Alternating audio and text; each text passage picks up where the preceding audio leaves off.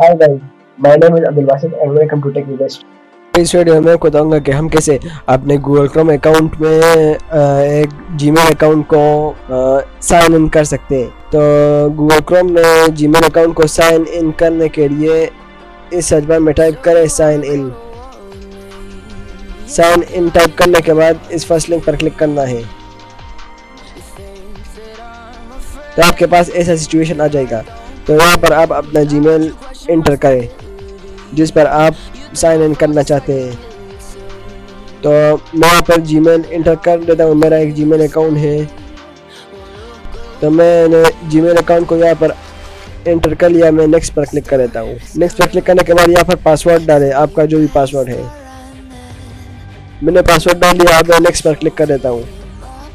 तो देखिए मैं यहाँ पर साइन इन हो गया। गाइस, अगर आपको वीडियो पसंद आई है तो चैनल को सब्सक्राइब करें, वीडियो को लाइक करें। मिलते हैं किसी नेक्स्ट वीडियो में, तब तक के लिए अल्लाह हाफिज़।